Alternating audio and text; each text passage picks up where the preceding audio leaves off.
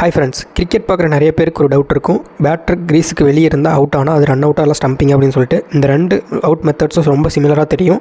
ஆனால் ரூல்ஸில் பெரிய டிஃப்ரென்ஸ் இருக்குது. இந்த வீடியோ முடியும் போது ரன் அவுட்டும் ஸ்டம்பிங்கும் எப்போ கொடுப்பாங்கன்னு கிளியராக புரிஞ்சிடும். ஸோ வீடியோவை கடைசி வரைக்கும் மிஸ் பண்ணாமல் ஸ்கிப் பண்ணாமல் பாருங்கள். வாங்க வீடியோக்குள்ளே போகலாம். ஃபஸ்ட்டு நம்ம பார்க்க போகிறது பார்த்திங்கன்னா ரன் அவுட் பற்றி பார்த்துடலாம். ரன் அவுட்னா என்னென்னா, ஒரு பேட்டர் வந்து ரன் எடுக்க ட்ரை பண்ணும்போது இல்லை கிரீஸுக்கு வெளியே இருக்கும்போது ஃபீல்டிங் டீம்லேருந்து விக்கெட்டை பிரேக் பண்ணால் அது வந்து ரன் அவுட் கொடுப்பாங்க. ஓகேங்களா? சிம்பிளாக பார்த்தீங்கன்னா, ஒரு பேட்டர் வந்து ரன் ஓடுறாரு, ஃபீல்டர் வந்து பால் எடுத்து ஸ்டம்ப் மேலே அடிக்கிறாரு, பால் ஸ்டம்ப்ஸில் ஹிட் ஆகுது. அந்த நேரத்தில் பேட்ஸ்மேன் பார்த்திங்கன்னா கிரீஸ்க்குள்ளே வரலன்னா அது வந்து ரன் அவுட்டு. ஓகேங்களா? முக்கியமாக பார்த்திங்கன்னா ரன் அவுட்டுக்கு கீப்பர் வேணுங்கிற அவசியம் கிடையாது. ஃபீல்டிங் டீம்லேருந்து யார் வேணாலும் ரன் அவுட் பண்ணலாம். So bowler, fielder, wicket keeper இந்த மாதிரி யார் வேணாலும் பார்த்திங்கன்னா ரன் அவுட் பண்ணலாம். ஸோ இது வந்து ரன் அவுட்டுங்கிற முறையில் வந்து வரும். ரன் அவுட் வந்து எப்பப்பெல்லாம் நடக்கும் அப்படின்னு பார்த்திங்க அப்படின்னா, அதுக்கு சம் இம்பார்ட்டன்ட் சுச்சுவேஷன்ஸ் இருக்குது. அது என்னென்னு ஒன்று பார்க்கலாம்.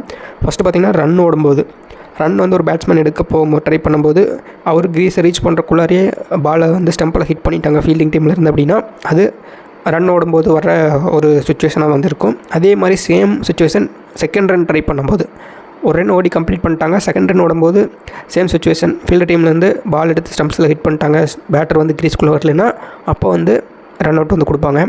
அதே மாதிரி பேட்டர் வந்து கிரீஸை விட்டு வெளியே போயிட்டா, ரன் ஓடுறதுக்கு ட்ரை பண்ணி கிரீஸை விட்டு வெளியே போயிட்டா அந்த மாதிரி டைமில் ரன் அவுட் கொடுப்பாங்க. நான் ஸ்ட்ரைக்கர் பார்த்திங்கன்னா ஏர்லியராக வெளியே வந்துட்டா, பவுலிங் போடும்போது நான் ஸ்ட்ரைக்கர் ஏர்லியாக வெளியே வந்துட்டார் அப்படின்னா, பவுலர் வந்து அந்த ஸ்டம்பில் வந்து பால் அடிச்சிட்டார் அப்படின்னா அது வந்து ரன் அவுட் கொடுப்பாங்க. ஸோ இந்த எல்லா கேட்டகரியிலையும் பார்த்திங்கன்னா ரன் அவுட் வந்து கொடுப்பாங்க. ஸோ ரன் அவுட் பார்த்திங்கன்னா ரொம்ப காமனான டிஸ்பிளேஸ்லாம் வந்து கிரிக்கெட்டில் வந்துருக்கு. அடுத்தது பார்த்திங்கன்னா நம்ம ஸ்டம்பிங் பற்றி பார்க்க போகிறோம். ஸ்டம்பிங் பண்ணுறதுக்கு பார்த்திங்க அப்படின்னா, ஸ்டம்பிங் வந்து கொஞ்சம் ஸ்பெஷல் ரூல்ஸாக வந்துருக்கு.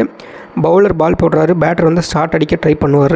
அப்போ பார்த்திங்கன்னா ஷாட்டை மிஸ் பண்ணிடுறாரு பேட்ஸ்மேன்.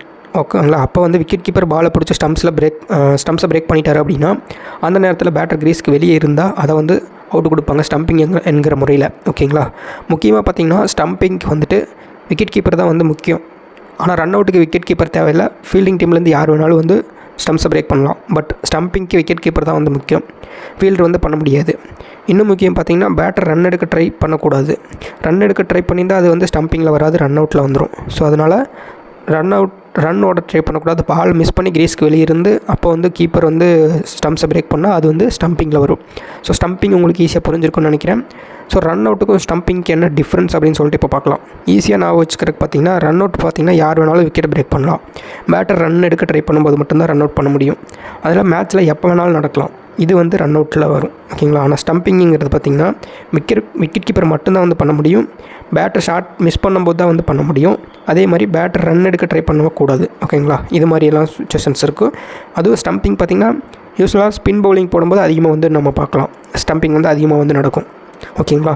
ஸோ இந்த ஸ்டம்பிங்க்கும் ரன் அவுட்டுக்கு இருக்கிற டிஃப்ரென்ஸ் இவ்வளோ தான். ஸோ அதனுடைய பேசிக்ஸும் நான் வந்து சொல்லியிருக்கேன், டிஃப்ரென்ஸும் சொல்லியிருக்கேன். ஸோ இந்த வீடியோ பார்த்தது மூலிமா உங்களுக்கு ரன் அவுட்டுக்கும் ஸ்டம்பிங்க்கு இருக்கிற டிஃப்ரென்ஸ் உங்களுக்கு ஈஸியாக புரிஞ்சிருக்கும் நம்புகிறேன். ஸோ ஃபார் எக்ஸாம்பிள் பார்த்திங்கன்னா, தோனி விக்கெட் கீப்பர்னு வச்சுக்கோங்க. பேட்டர் கிரீஸை விட்டு வெளியே வந்து ஷாட் மிஸ் பண்ணிட்டார், தோனி ஸ்டம்ப்ஸை பிரேக் பண்ணிட்டார்.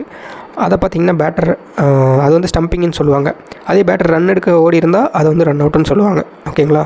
இவ்வளோ தாங்க டிஃப்ரென்ஸு. ஸோ இப்போ உங்களுக்கு ரன் அவுட்டும் ஸ்டம்பிங்கும் டிஃப்ரென்ஸ் கிளியராக புரிஞ்சிருக்குன்னு நம்புகிறேன். இந்த வீடியோ யூஸ்ஃபுல்லாக இருந்தால் லைக் பண்ணுங்கள், கமெண்ட்டில் சொல்லுங்கள். கிரிக்கெட்டில் நெக்ஸ்ட் எந்த ரூல் எக்ஸ்பிளைன் வீடியோ வேணுனாலும் கமெண்ட்டில் சொல்லுங்கள். அதனுடைய ஷார்ட் வீடியோ நான் வந்து உங்களுக்கு அப்லோட் பண்ணுறேன். ஸோ இந்த மாதிரி சின்ன சின்ன கிரிக்கெட் பேசிக்ஸ் எல்லாமே நம்ம சேனலில் ரெகுலராக வந்து அப்லோட் பண்ணிட்டே வரேன். ஸோ நம்ம சேனலை சப்ஸ்கிரைப் பண்ணி ஃபாலோ பண்ணுங்கள். தேங்க்யூ.